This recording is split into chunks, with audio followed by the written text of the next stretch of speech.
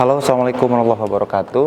Hari ini lagi ada di kampus, mau mendampingi mahasiswa ujian sidang skripsi. Nah, alhamdulillah kebetulan mahasiswa ini udah menempuh perkuliahan hampir 7 tahun, udah 7 tahun lah ya.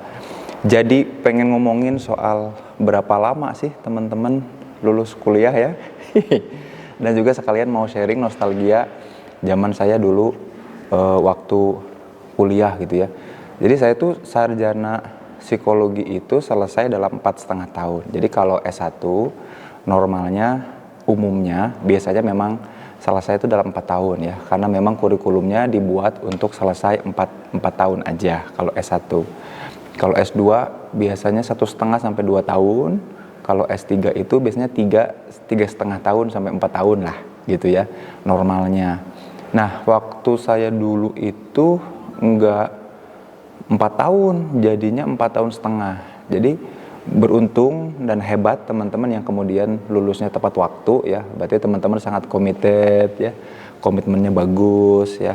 Memang orang-orang yang kemudian berdedikasi. Tapi bukan berarti orang-orang yang kemudian lulusnya lama ya atau terlambat lulus atau lebih dari 4 tahun itu orang-orang yang kemudian tidak berkomitmen dan tidak dedicated ya. Biasanya tuh banyak isu ya. Isu-isunya kemudian banyak. Isu yang pertama tuh sebenarnya isu kedewasaan ya, prioritas sama manajemen waktu. Orang itu nggak semuanya ketika masuk ke fase dewasa, dia itu kemudian tahu prioritasnya apa, bisa nge-manage waktunya. Isu itu yang paling sering muncul di orang-orang yang kemudian kesulitan menyelesaikan kuliah tepat waktu. Ya, isu dimana dia itu ya memang sambil nyari jati dirinya, berusaha mengenali apa prioritasnya, dan juga berupaya untuk berdamai sama dirinya. Nah, seringkali tuh yang kayak gitu. Nah, biasanya yang kayak begitu tuh ya 4,5 tahun, 5 tahun setengahan lah kuliahnya. Yang juga nggak bisa dipungkiri adalah isu kedua ya, yaitu ada orang-orang yang kemudian ya memang bergelut di dalam hal finansial ya, termasuk waktu itu saya pun begitu.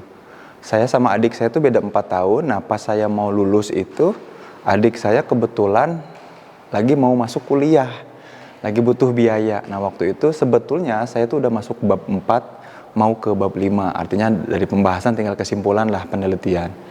Nah, tapi karena saya sebenarnya mama atau orang tua itu sebenarnya nggak apa-apa sih sebetulnya, cuman saya ngerasa nggak enak dan akhirnya memilih untuk nyari kerja, ngelamar, dan alhamdulillah waktu itu dapat kerjaan jadi koordinator project rekrutmen pegawai PLN se-Indonesia Timur. Waktu itu saya ke Surabaya 2 bulan. Jadi mestinya Juli dan Agustus tahun itu mestinya sidang dan wisuda, saya malah 2 bulan itu malah kerja.